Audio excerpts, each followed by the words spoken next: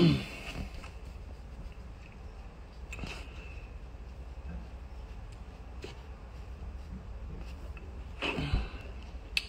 up, everyone? Hope everyone's doing well. Hope everyone's staying safe. Let me see. So I wanted to get online to have a little conversation, kind of about what's happening right now with the protests, with killing of George Floyd, and anyways, let me get my friend on here.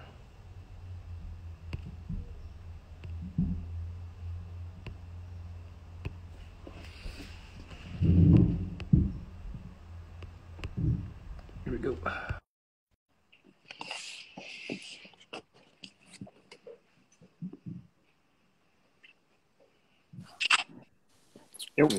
Yo. What's happening, man? What's cracking, man? How you doing? Good. Oh, you got that. You got the godlight in the back. Oh, come on, man. You know I had to do it. For everyone who doesn't know, this is my friend Lorde Sanctus, aka official, aka Harold. I grew up in we grew up in a little town called. You grew up in Nipomo. I grew up in Grover Beach, which is 5 cities, like slow town. If anyone knows Central Coast, that's where. I mean, I went to elementary school all the way up until high school, and that's sometimes in bios. In my bio, sometimes it gets left out in the sense that people don't know. So I have to explain it, which, but we met in 3rd grade, and it was you're basically my first friend when I moved to America. You were definitely in my first 3 friends. I don't know what order it happened, but I know you're in the first 3 friends in my life that I made for sure. That I actually played and went over to each other's houses and actually spoke on the phone and stuff. And I will say you're the first friend for sure. It was either you or Marcus Boykin that I met, the first friend I had outside of church. I don't know which one. Oh, really? Yeah, for sure. So, I mean, I wanted to get on live, just kind of talk about, obviously what's happening right now. And, I think for a lot of people, including myself, I have, seen and learned a lot about Black culture through you and a lot of friends throughout kind of my life, especially in Central Coast, which is Black population is very small, Right. Along with the Asian American or Asians in general in Central Coast, it's predominantly white, and I think a lot of things I learned from stuff that you introduced me to, whether it be hip hop culture, whether it be from films and even dance was a big part for me, and to realize that how much I've absorbed and learned from Black culture, it starts to really kind of blow my mind. You don't think about the things kind of you learn, you just absorb it as a kid, right? Mm-hmm. And then to now, I think it hit really hard when all these killings started to happen. You start to realize I've seen this so many times, but it's what can you do, right? Right. So I mean, for you being in Central Coast, how we never even really got to talk about those things. I'd hear tidbits and here and there, and I'd have some sort of empathy for the fact that I've gone through a little tidbit of what you have gone through. And that's not even close to saying that that's equal or a full understanding of, the racial discrimination that you kind of endured. through your childhood and to now? I mean, it's interesting. My perspective is a little different than most of Black people, I feel like, because I was raised as, I wasn't raised to look at myself as a Black person. I was just raised to look at myself as a person. You know what I'm saying? So growing up, I didn't realize when people had a problem with me. I never equated it to race because I was just taught to not do that and kind of dismiss that behavior. So I didn't pick up on that stuff till way later in life. I actually could say, like, I can honestly say that growing up, I probably thought I had white privilege just because I grew up around white people, not understanding, how they saw me until honestly my interactions with the police as an adult. Then I started to see, like, oh, okay, I'm not being treated like they're being treated. You know what I'm saying? Like, it wasn't really like that. But I can, what's really honest, and we've never had this conversation, but I vividly remember anytime someone said anything derogatory towards Asians in your vicinity, how livid you would get and how instantly you would stand up and be like, I don't, like, our whole group, everybody around us knew, like, Harry doesn't play with that. You don't say that. You don't say anything disrespectful towards Asian culture. And I never did say anything disrespectful to, or tried not to, but I never understood that sense of pride you had because, again, I was just looking at myself as just a person. I wasn't looking at myself as a Black person. And then down the years, like, as I started to be treated differently and noticed being treated differently and things like that, I would always look back to those moments when you would turn up on people and be like, that's why he wouldn't allow people to disrespect him or his culture like that. You know what I'm saying? Because I wasn't taught that. That's something I had to learn myself. So I kind of learned that from you, bro. I'm gonna keep it real. Oh man, no, I mean, dude, like I am thankful for you for. You were like one of the first people that I mean one of my first friends, but like one of my friends that I saw that was just so clear on whether you felt that or not, but what it looked like from the outside was like you knew who you were and you knew what you wanted to do, and believe it or not, you were the first person that like kind of really truly introduced me to dance, really. Wow. and That's crazy. He's a great dancer. He's a rapper, wonderful rapper. I don't dance now. I'm too old to dance now. The joints is bad. Dance-wise, we do these things like called mock rock, where we would lip sync. It's like, what is that? The lip sync? Lip sync. Yeah, you just karaoke kind of sing other people's songs. And we perform and like we'd be on stage and performing like Genuine and like Cisco and all that stuff, but we predating ourselves. But yeah. But I learned a lot about kind of what it was to feel, to be different, and to, I think when those moments when I did like kind of, I think it was more insecurity and really feeling like I didn't know how else to express it because it just felt bad, and I would, whether I'd have a bad temper, that would just come out that way. Right. And I think throughout like my childhood, I just, even seeing like injustices, like even with anyone, whether it be my Mexican friends or Black friends or even like Asian friends, it would be to a point where like you'd speak up to the point where until you're outnumbered. Right. It's a fear of like, your parents. My parents taught me is like, yo, don't make trouble, and don't just put your head down and why get hurt over something like this? Right. Which brings me to kind of like talk about like that's for Asian American, at least, culture. It's or Asian culture. Mm-hmm. It's been that. It's like mind your own business, right? Like don't if the black community is going through some stuff, like That's not your battle. that's Right. not your battle. And what I through like research and doing history and over time, just reading books and starting to see the origins of that, right? Of what the were. And do you know the history behind of like why this kind of a wedge was placed between specifically, I think,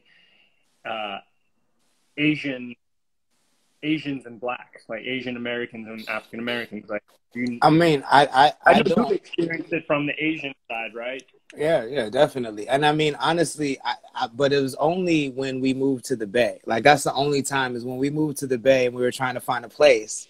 And ultimately, you ended up living in Daly City, and I then ended up living with my aunt. And I'll never forget this because, again, like, I grew up just thinking I never really saw my race until actually that was the first moment when I remember us having a conversation. We were outside of a Ralph's or a Vaughn's in Daly City or something, and we had just applied for this apartment, and you spoke to this lady in Chinese. You had called her, and she said the apartment was available. We got there, and she saw me with you, and you guys spoke to her in Chinese, and she said the apartment wasn't available, and she basically told you because I was with you that she didn't want to rent the apartment to us. And you had just said, like, you were real cool about it, but you were like, yo, that's just kind of how older Chinese people are. It's just, they come from a different time. And at the time, I had heard that from so many people. Like, I've heard that from Lucas and his, like, I've been over Lucas's house, and, like, people at his house have said crazy racist jokes to me, and the only excuse that they could say is, you know, they come from a different time. Or I've been with Terrence, and Terrence is with, you know, his ex-girlfriends at their house, and their grandpa says something racist, and all their excuses, they come from a different time. And I was willing to accept that back then, but I realized that us saying that people come from a different time is what led us to this time. Yeah. That's what led us to this right here, because we just let people slide by. Even my grandpa, when he would say things about white people that I didn't agree with, I didn't say anything. I didn't correct him. You know what I'm saying? I just let him say it. And I understood his frustration, but even my mouth was shut then. And I feel like all those times we let those things pass has led us to this time right now. And it's time to pick a side. And it's time to kind of decide, are you going to speak up, or are you going to let it keep happening? Are you going to be a catalyst for change, or are you going to sit on the sidelines and just see what happens? Yeah, I mean, I agree with that, and I'm sorry. I know we've had this conversation before. Like, it sucks because it feels like I have to like apologize for like the community, and you don't. Yeah. But that's, I think, the hard part, right, about this conversation. Sometimes it's like, you are proud of your culture and your community, but you also have to, as much as you want to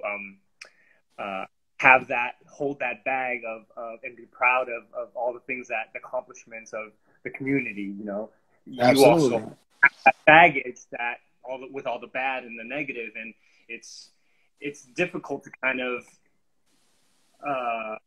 use that as something where you're always going to feel like, oh, if I say this, then they're going to hit me with that, because what the previous kind of generation has really not made progress in the sense of like finding information, looking into history, and realizing these patterns that start to happen and why you feel a certain way, right? But you really have to think about it too. Like, how do we know? Like, how do we know what to say to that, right? Yeah, and previous like your parents, my parents, they were. If you look at all the curriculum they learned from and all the media that they ingested, they were programmed to just be an obedient workforce. That's what they're especially if your parents were in the military. But even if your parents weren't in the military, they're programmed to be a good citizen, get a job, don't cause no trouble. You know what I'm saying? And don't make the white man uncomfortable. And that's one thing, like, we can understand, even you're not black, I'm not Asian, but like I do know, like you said at the very beginning of this conversation, you were told to stay out of the way, don't make any trouble. And that ultimately translates to don't make the white man uncomfortable, especially if you're living in a white town. You know what I'm saying? And that's where we have to kind of deprogram ourselves and say, hey, I can't not be from San Luis Obispo. You feel what I'm saying? Just because that makes a white person uncomfortable, I don't know what to do about that. So you're just gonna have to learn how to be comfortable with that. Because I'm from here. Like you can tell me to go back where I'm from here, I'm gonna end up in slow. You feel what I'm saying? I'm not gonna end up in Africa. Go backwards. Yeah. Like if there was a teleportation machine, I would end up in 805. I wouldn't end up in Africa. I've never been to Africa, so that's just what it is. But I just think that it is up to having conversations like this in public forums so people can see and hear that there really is no difference, regardless of the upbringing, regardless of the belief systems, regardless of the politics. There's no difference between us on a human level. You know what I'm saying? No, it's crazy because you hit it right on the nail. Like you nailed it with talking about how it's making the establishment comfortable, you know, the majority, which is not it's not going to be majority for long. I don't know if a lot of people know this, but you know, anti-blackness obviously is still around and been around, and obviously if you even have like an understanding of what America is, you know, it was built on slavery basically, you know, and the crazy thing is the new information that I found out. I mean, I knew a lot about the obviously everyone knows about the civil rights movement, and then even a lot of people don't know the Chinese Exclusion Act, which happened in 1882, where Asian, or specifically people from China, and then it spread to Asia to come into America, and it didn't really. They didn't abolish it until like 1965. And what's interesting is 1964 is the Civil Rights Act, and a year shortly after the Immigration Act, which then opened up after the Civil Rights Movement, and schools desegregated and all that. That's when we were able to Asian Americans or become Asian Americans. They were allowing people from Asian countries with special skills. So it wasn't even a full thing, special skills to come. But the thing that's crazy to me, and I urge this for anyone in the Asian American community who's like listening, is that when they say this is not our fight, like why are we don't need to participate.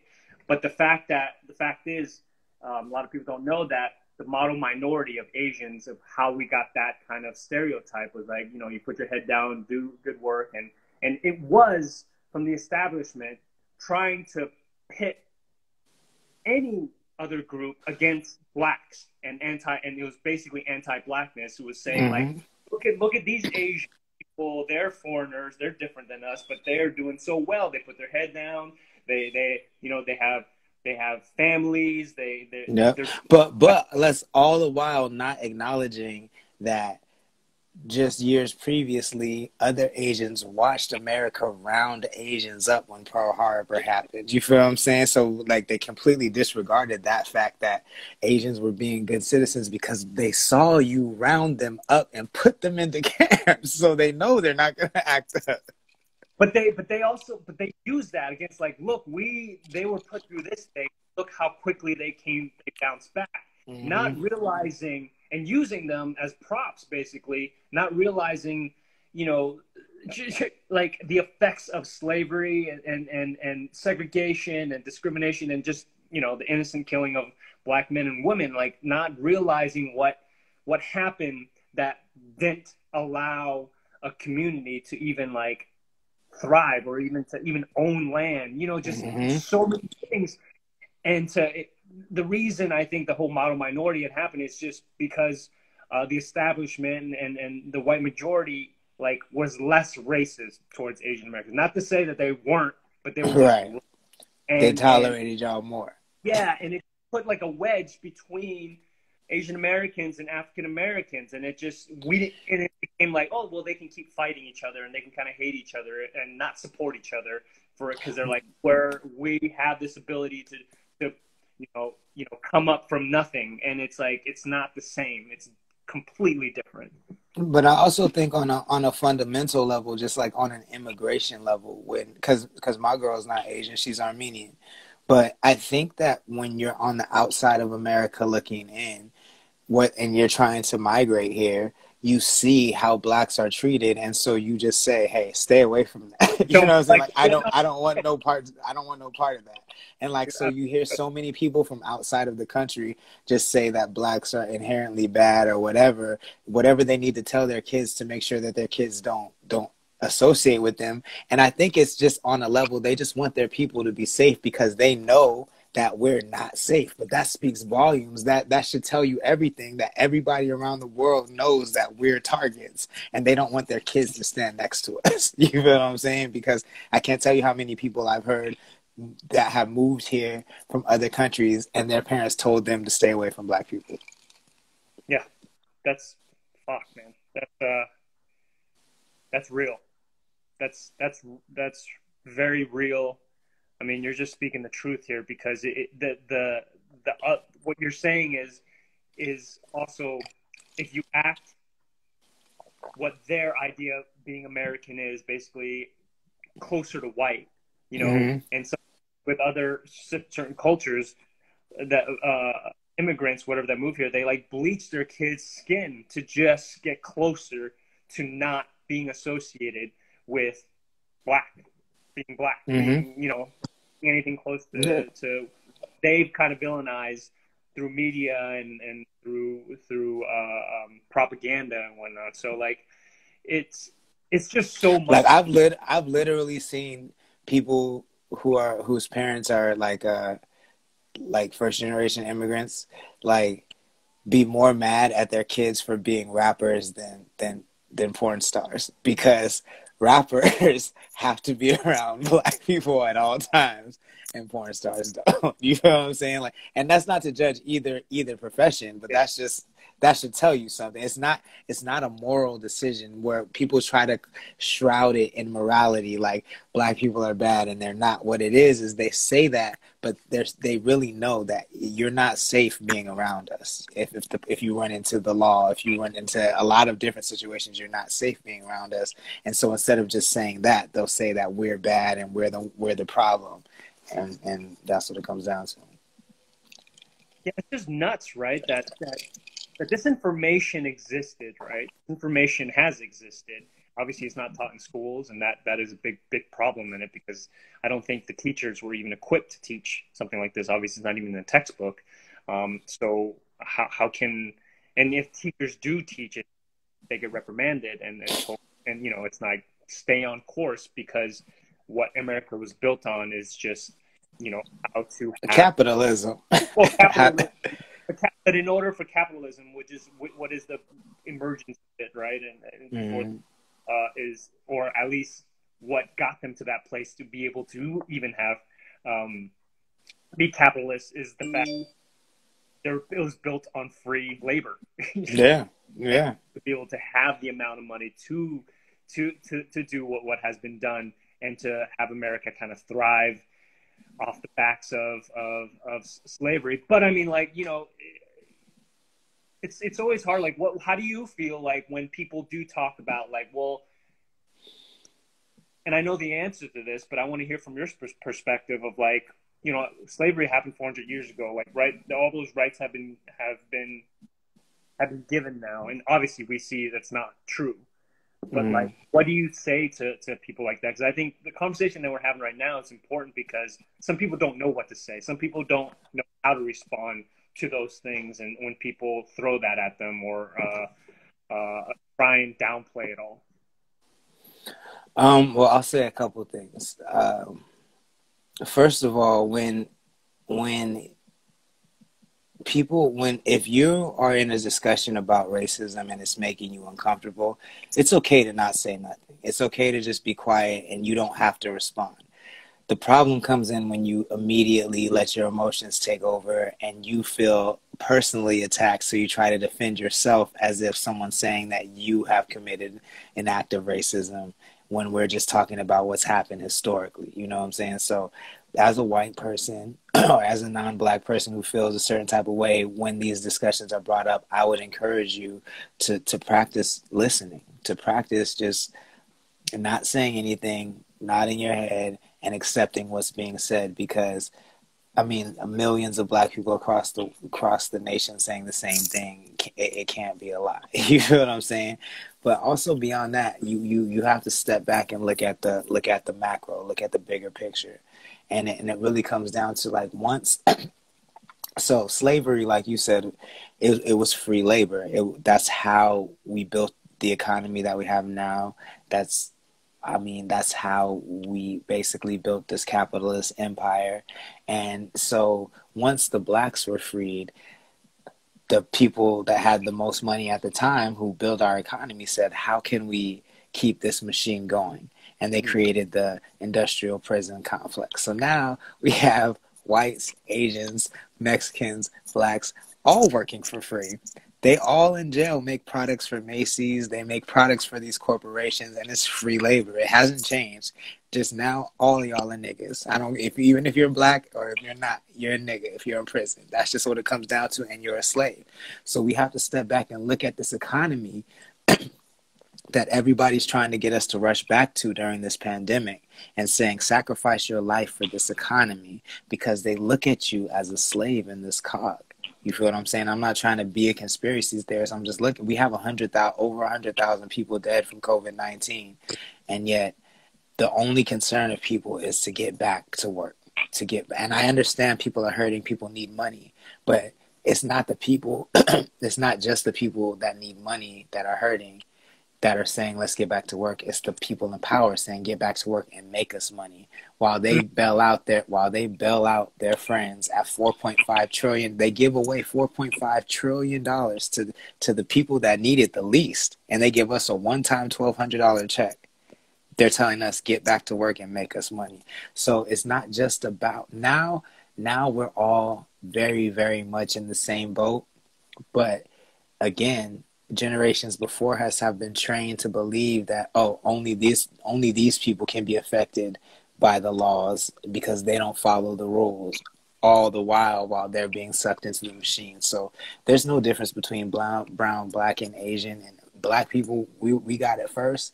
But if you're not white, know that you're next, period. So you need to stand up for black lives, because once they silence all of us, you're next. And then once the Asians are gone, then the Latins are next. And then once the Latins are gone, then the Armenians are next. And it's going to go down the line. So we have to stop it from the jump. Wow. I mean, yeah, it's crazy when you talk about looking at the macro level of like, because when you look at the macro level, then you can start to look at the local issues, the things that you can actually change. Because I think what is hard now is and what's great is that we can see on a global picture of what the world looks like and how it's being affected. Like never before. And I think that's why I was at the downtown LA protest yesterday, and to see this kind of, and it was very peaceful, and obviously we've seen other things happen where there's a myriad of reasons like how it got to that place, so I mean, I don't want to jump to conclusions, but we kind of know, if you do your research and you kind of look into it, as opposed to just listening to a talking head tell you exactly how to feel, you start to get a little more, when you get more information from different perspectives, you start to come to your own conclusion. But anyways, like yesterday was really just this energy that was there, just people there for a purpose of justice, and seeing the different faces, the different types of people, and the crazy part was also seeing people being supportive in different ways outside of just supporting the cause. They were there handing out waters, anyone needed masks, or anyone needed anything, like some food. There are people there doing that, and it just felt this sense of community that I felt like that we kind of lost a little bit in America.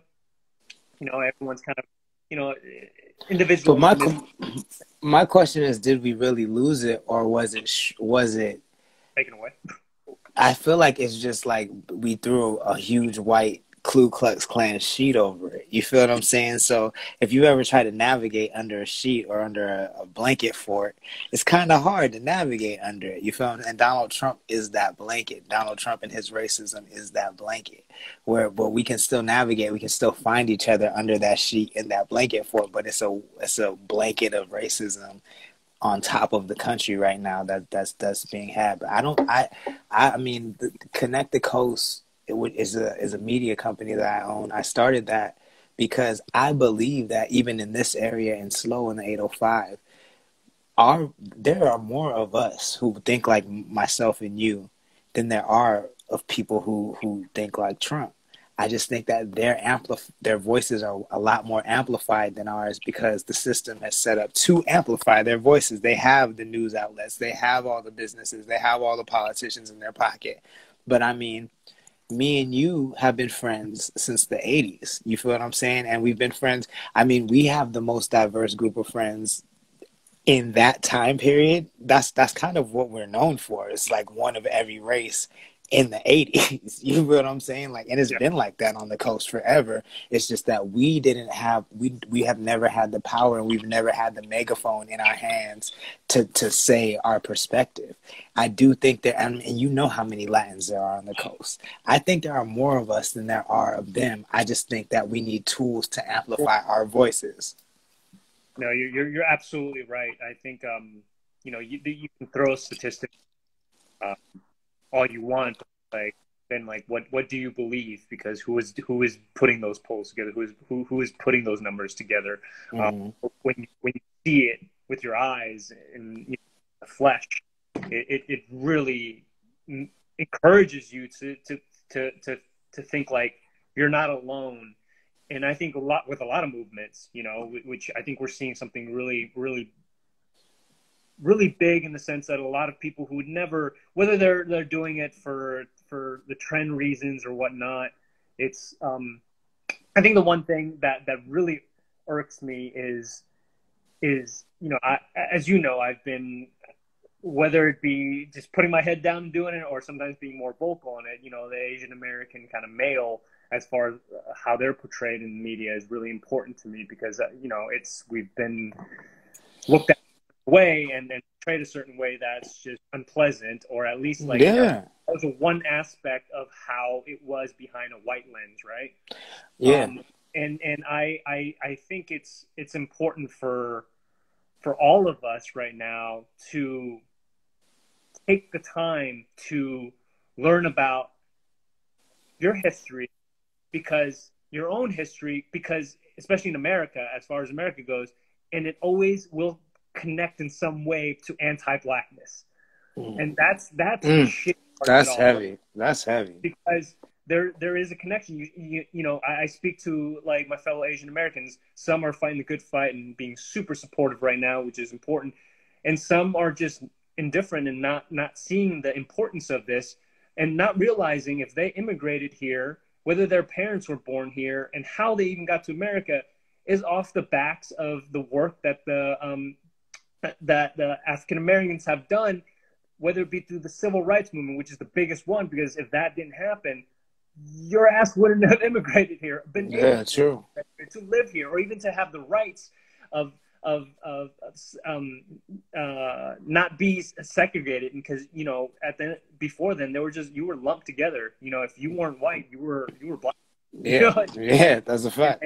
And it's the craziness of that. So it's like, I urge a lot of people to do some critical thinking, because don't just listen to us. I mean, we're just having a conversation, but if it's something hits you, strikes you, do a little more research, read books, because we we can't live in an age of just trusting everything that's on Twitter and Instagram. Oh, that's, yeah, especially now because, I mean, we have people like Zuckerberg saying that they're going to allow politicians to lie on their platforms. And we have, I mean, as much as Jack Dorsey, I mean, he's the only one kind of checking the president. All he's doing is putting warnings under the tweets. So we're getting a lot of false information at a very high pace. So we do have to be wary of that and find out what's right on our own. But I also think that too, like I can't obviously speak for every Black person, but I can speak, I feel like for a lot of Black people, when we say that, like, you know what I'm going to do? I'm just going to speak for myself. I'm not even going to try to speak for other Black people. I'm speak for myself. That growing up, like I said, I didn't look at myself as like a Black kid. I just looked at myself as a regular kid that wanted to be a rapper. But the reason, not only, I mean, you are obviously a cool dude and we like the same things, but one of the reasons that I really, really gravitated towards you is because even as someone who wasn't taught to be proud of their Blackness, I remember as late as the early 90s how Asians were portrayed in the media. You feel what I'm saying? Like Mr. Miyagi was the first respectable Asian character in the media, and he still was very like on the line, like, I don't know, like that's the white man's version of what an Asian should be, you know what I'm saying? And like it always really offended me the same way that like when I seen Bugs Bunny cartoons and you see Black people with big lips and no nose and all that stuff, I'd be like, I would say Asians are the only people that maybe feel my pain, because when I see them on these mediums that I love, television, and I hear them on the radio, they look nothing and sound nothing like the Asians that I actually know. You feel what I'm saying? Yeah. And same way as with the Black people, they look nothing and sound like nothing like the Black people that I actually know. So I always felt like you would understand where I'm coming from, because people don't see us the way that we really are and the way that we want to be seen. So that, and I feel like a lot of Black people feel that way, and sometimes they don't express it well or they don't eloquently say it, but that is why a lot of Black people gravitate towards kung fu movies, and that may be why a lot of Asians gravitate towards hip-hop and dance. You feel what I'm saying? Because we see ourselves in these meetings. We see how beautiful we are when it's done right, and we love it. When you see hip-hop and when you see choreography that's beautiful, you love it. And when we see martial arts movies and when we see your culture and we eat your food, we love it. You know what I'm saying? And we can see ourselves in that. But I don't think that it's been, I've never heard somebody express it like that. And I've never really even thought about it to say it because we've never had this direct conversation. Oh, no. But that's how I feel. You know what I'm saying? I mean, it's true how, like, for me, when I first moved to America, you know, TV was my first just education, I guess, on America. And I mean, I think I've said this before somewhere, but like, you know, Uncle Phil was like my American dad. Of course. I'm sure for a lot of people, but for me, you would think like, oh, Full House or something like that, you know, which you kind of watch, but something about Uncle Phil teaching Will about discrimination. And then I remember seeing the episode where he got pulled over by a cop and sent to jail. And then when he came in and just struck that, I just like, it was ingrained in me of like, oh, damn, that is the Black experience. I'm like, is that true? You know, because you didn't have YouTube. You didn't have like, if you read books, I didn't know anything about James Baldwin. I didn't know anything about other than MLK, what you learned in school. Right. You know, and at the end of the day, like a lot of, whether it be immigrant kids or kids that kind of are you know, when you're younger, you have other things to worry about, you know, sometimes. And what's terrible, I'm thinking about that, is like the Black experience, there's another layer added to it outside of the things that you worry about as like a kid or teenager, right? And there's a layer of like, don't get killed. Like I never thought about that. My parents like, don't get hurt, you know, don't get in a car accident, like stuff that anybody can go through. But like getting stopped by the cops is something that I'm like, oh, well, as long as I just, you know, give them my registration and license, and I'm more worried about getting a ticket and paying for it, how I'm going to explain it to my parents, as opposed to dealing with possibly getting killed. That's that's crazy to me. But like with hip hop culture, I had to do some like soul searching too, and this was a few years back when realizing like, I'm like, I'm a big fan of Bruce Lee. Obviously, I think a lot of people when we talk Of about course, art, absolutely. Lee was like one of the first Asian Americans that was able to come in and just exude confidence and who he And cool, he was cool. He was the coolest. he was cool, and he can kick your ass. I mean, Yeah, that's the real, right? And that is something that we're like, oh, he does not allow bullies to intimidate him, right. But for me, like hip hop was was was was something that was almost like a shield. It was this thing that I know a lot of the black community kind of talks about, like appropriating culture, like taking the culture. You only take it when it's convenient for you, and then something bad happens to the community that you love so much, or the culture you love so much, you're nowhere to be found. And I think that's what's happening right now. It's like asking yourselves, like, how much have I took from this culture and not and taken away something that is of value. Obviously cultures are supposed to be shared. You're supposed to share the beauties and arts and all that, but the idea that you are only seeing half of a person, a community, is what is wrong right now. To not accept that there is this history of brutality and hate and anti, it's just seeing people as not human. Is crazy. But like the idea, how do you feel about the as far as like people who do take who are rappers and aren't not black and kind of don't know how to deal with how to support, even though they've basically well, right?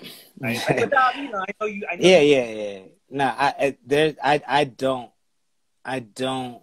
It depends. You feel what I'm saying? It really depends, because, like, if you're a rapper who's not black who says nigga this, nigga that, nigga this, nigga that, you better be the first one on the front lines. You feel what I'm saying? But rap now is just it's like sports. It's everybody's. It belongs to everybody. You know what I'm saying? So if maybe you respect black culture through your music or whatever, and you've spoken out that way, maybe right now I'm not going as hard if I don't hear you be as vocal, if I've seen you be vocal throughout the years. You feel what I'm saying? But if I can see that you look at rap as a lick, if you look at hip hop as like, oh, everybody's doing it, I could get 1 million views real quick, get a quick little bag in my pocket, and you've done that, like Lil Pump or whoever, Gucci Gang, and then when this happens, he's nowhere to be found. I'm looking at you kind of crazy. But I do want to, because there's a thought I had. You said something about not looking at people as humans. I really want to bring women into this conversation, because I have this conversation with my wifey all the time, like, about how people treat, like, when people are surprised that women do something well, or when people are surprised that they say something smart. Men, I'm not even gonna say people. When men are surprised that people do something well, and when women say something well, do something well, or say something smart, then we're all surprised and like, she's cool. She said something I like. When you say things like that, even if it's about a black person, like, oh, you're cool for an Asian person, or you're cool for a black person, those things mean that you don't look at the person you're talking to as a whole human being. Because if you did, you wouldn't be impressed that they can do the same thing that you can do. You feel what I'm saying? And you wouldn't even be impressed that they can do something you can't do. So don't stop saying this person is my cool black friend, or they're cool for a black person, they're cool for an Asian person, or she's a chick, but she's super cool, she likes football. You know what I'm saying? Like, all of those things, like it can't just stop at like black lives. And I'm not up here trying to say all lives matter or be one of those preachers. But what I am saying is that when you realize that you're not looking at one person as a human being, take that same lens and look at everybody else and see, do you equate them as a human being as a whole? Because as a man, I see this all the time. I see men say crazy things to women, crazy things to women that like they would never say to a man. And I'm like, you don't look at that woman as a whole person, and you don't even realize it. You feel what I'm saying? And it's just it's nuts. So I feel like just all the way around, we have to have these conversations. No, thank you for saying that. I think there's a lot of work that needs to be done, you know, and I think for all of us to, what's going to spawn from this outside of hopefully fixing them, or at least putting it towards the right direction, because it's going to take a while. This does not happen overnight. And, you know, we've had this conversation in our group, our friends, that it can't happen overnight, you know, but these conversations need to be had, because if someone takes away just one little thing from this, and I've taken away a lot of stuff, just even having this conversation. I've known you for, I don't know, for almost over 20 years, you know. Over 20 years, yeah. 20 years. But I remember I just discovered this.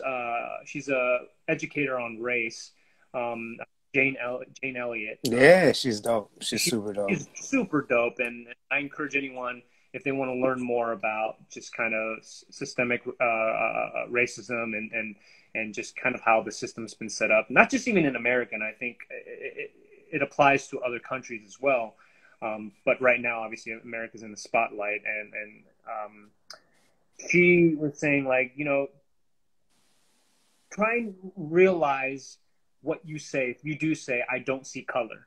When you look at someone, you're like, I don't see color. I'm colorblind. You know, I treat everyone the same. I don't care what color they are, which you should treat everyone the same, right? That's what we're all looking for right now. But at the same time, you can't say you're colorblind, because that means you're not accepting that other person as who they are. If the person is black, then that's who they are. Whether it is not the idea that's in your head of like what has been portrayed, or your one experience with one other black person, you have to accept them, because that's what they are. Like saying like, oh, you don't see me as Asian is a different thing than saying like, I know what type of Asian you are. That's like right. a thing, right? Right. There's so many layers to it that it's like when we have these conversations sometimes, not talking about us, but like in the public space, it all gets whittled down to like 30 seconds. And it's like, this is such a hard thing to talk about, because there's so many layers behind like who people are. But just because they are a skin color doesn't mean they're the way that you think they are. Right. Know? Absolutely. People are surprised by certain things, like even, you know, for instance, like for you, it's like saying like, oh, I'm from the Central Coast. You know, it's like what? You know, and it's like, yeah, because people exist everywhere, you know? Exactly. I can't tell you how many times today at the protest I got asked where I'm from, when it says where I'm from on my shirt. You know, like, why would I be wearing a San Luis Obispo shirt and protesting in San Luis Obispo if I'm not from San Luis Obispo? Because there's no black people there. They instantly go to, oh, I've never seen you, so you can't be from here. I've never seen you before. So, like, what are we talking about? You know what I'm saying? But I think you hit something on the head, and it's something I want to expound on, and it's that, you know, I think that people would like to claim that there's a culture war in this country and maybe across the world. But what I really think that there is a misunderstanding of the cultural hierarchy that exists in nature. And when I say that, I mean that we have the order of which cultures are most important backwards, right? So if we really did a hierarchy of which cultures were most important, and we put the culture of humanity at the top, then we would all see each other as people, right? And then we could put the culture, I personally believe the culture of gender should be second, and we should acknowledge the differences and celebrate the similarities.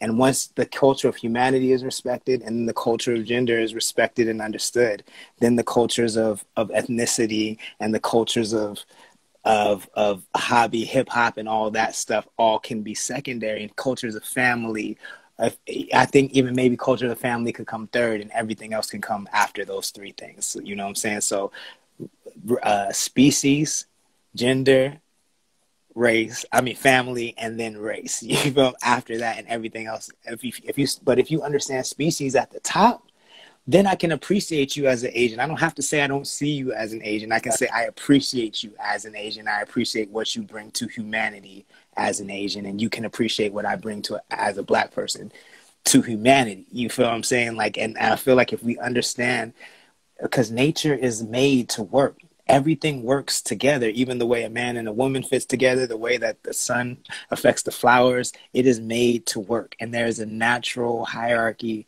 of cultural importance that's just set in there. And if we acknowledge the importance of the culture of humanity first and everything else secondary, half of these problems would go away overnight. Yeah, I mean, culture of humanity. I mean, that's beautiful, and you know, even going down, I know with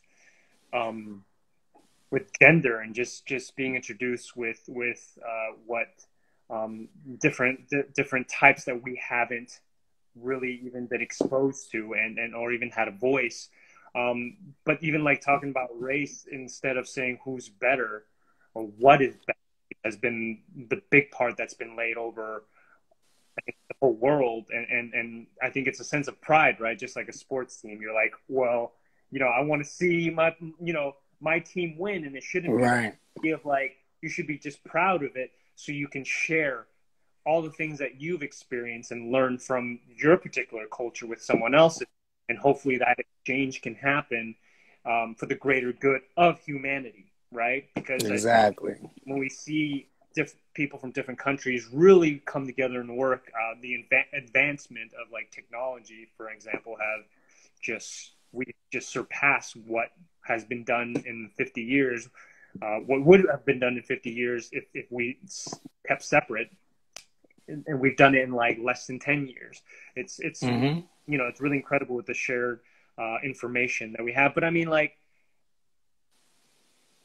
this is wonderful to have because I think more people should have this conversation and listen and Absolutely. I appreciate you opening your platform to do that, man. It's dope. no, I think it's incredibly important because I know everyone has a lane and I think everyone's trying to figure out what they can do, right? What they can do to help. And I think we live in an age where they want the result now. They want to do it now. They want the result now. You know, they want to Amazon Prime it. They want the next day. Yeah. You know, Yeah. next day. And, you know, I think we've all, most of us have kind of grew into that culture of like, well, yeah, I can get that thing now if I wanted to. And so it's immediate. So, but these changes don't happen overnight, but the action of consistency and with an open heart allows us to hopefully get there a little quicker than the previous generation hasn't had the opportunity to fully be able to do kind of what we're doing. Like, look, you're in a different city and we're just having a conversation publicly. Like, Yeah, this is crazy. Like this It's crazy. Satellites, you wouldn't need professional cameras and before then, right? Mm-hmm. Literally every day. Every day. I mean, like, I think about this every day of my life. Like, not to brag, guys, but we were very popular at other people's high schools when we were younger, and social media didn't exist. We had to actually like sneak onto other people's high schools or be invited onto their high schools to know people at other schools. So like every day I think about like where we would be at. Like we were on national TV as teenagers and there was no social media, whereas every teenager now who's on national TV is like immediately blows up. I thank God that social media didn't exist, and I'm at the same time wonder what would have happened. But it's just I say all that to say that we live in an unprecedented time with unbelievable tools at our disposal if we can just look at them as tools and not clout machines. You know what I'm saying? And use them as tools. We can quickly change the world, I think. Hell yeah, man. Amen to that. And I think also just to keep our focus to outside of these conversations are great.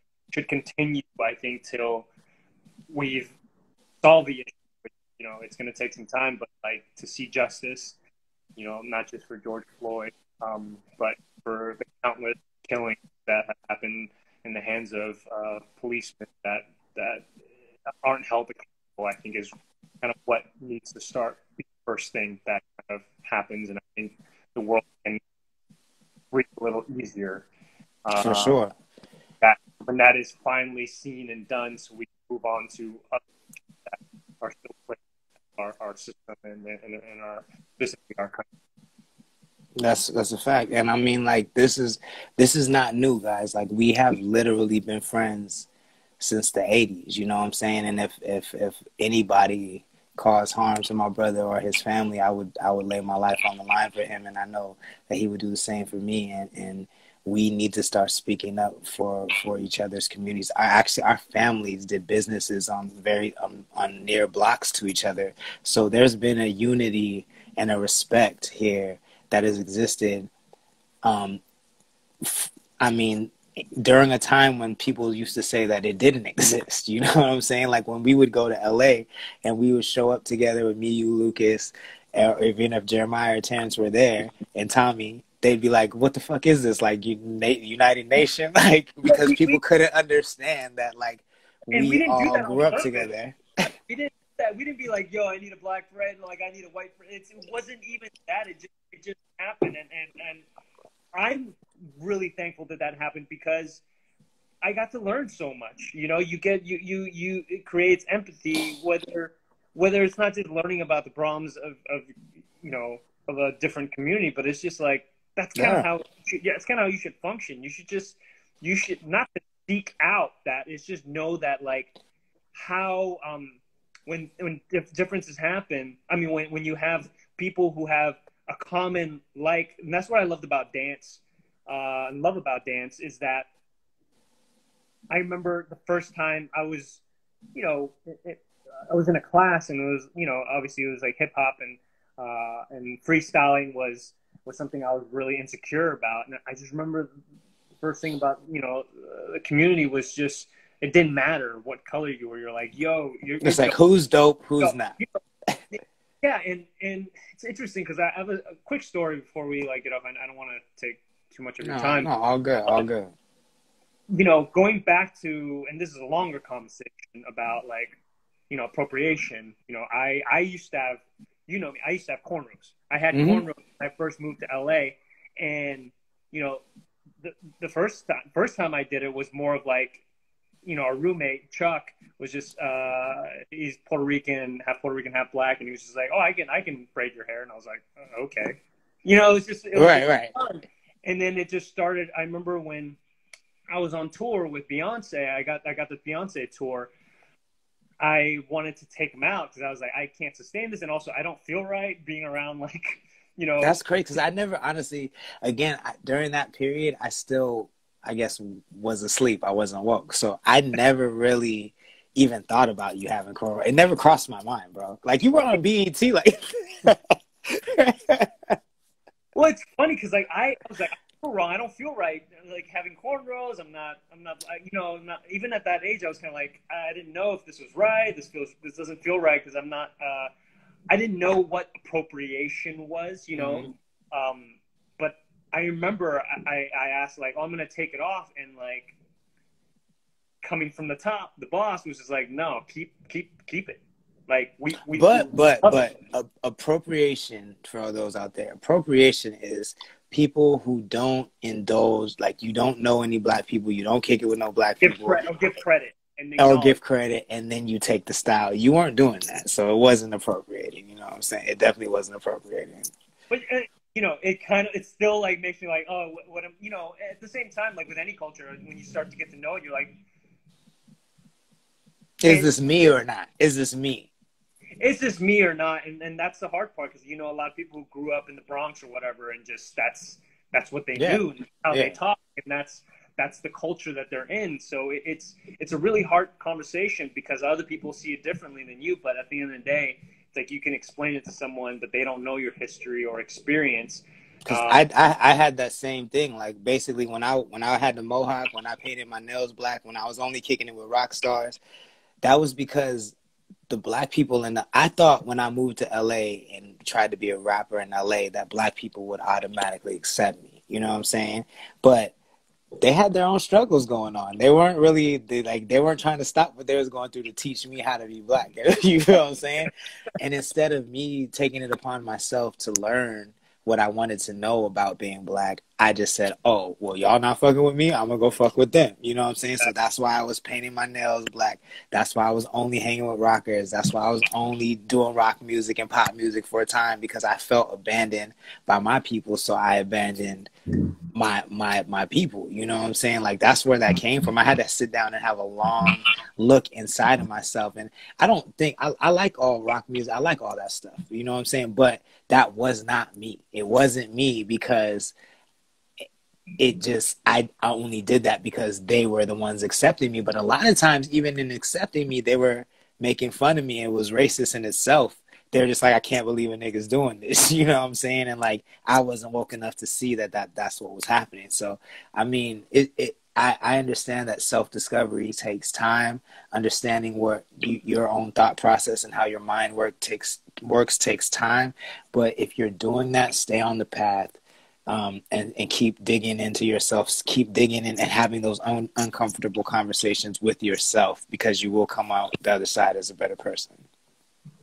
Man, that's beautiful. I'll leave it at that. Have a lot of conversations with yourself so you can discover yourself, and that's huge. So yeah, man. Look, I really appreciate you getting on. I know it was very last minute, and you're a busy guy, and I think these are important conversations. So I love you, man. And I love you too. Say what up to the family for me. Say what up to Lil Zia. All right. Thank you, everyone, for watching. I know it's late for some people in America. Oh, let me just say this. I have a radio station 24 hours a day. It's on 24 hours a day. You can download the app. If you have an iPhone, it's a free app called Station Head, and it plays music from my city. I feature artists from my city every day, and I'm the DJ on there. You can request music. And right now we have our protest playlist going on 24 hours a day to keep the protesters inspired. But every day, 24 hours a day, you can listen to this. It's a great way to support Black business. It's a great way to support independent musicians. And check it out. So Station Head is the app. It's free. And follow Station Head. Station Head. One word. It's a free app. And follow Connect the Coast on Station Head to listen to Connect the Coast Radio. And I thank you for letting me say that. To me, when I put this live on, I'll throw it on there. For sure. As well. So, yeah, everyone go download the app and listen. Lorde Sanctus, he's really trying to bring the culture to the Central Coast, and there's a lot of like great rappers, musicians out there that he's really, you're spearheading. I mean, you're really jumpstarting kind of that movement, which has existed but hasn't had the voice. So I appreciate you for that, and dude, much love to you, man, and likewise, I love you, bro, and I really appreciate you having this conversation with your platform. It means everything. So it means everything. Hell yeah, man. All right, have a good night, dude. You too, man. Peace.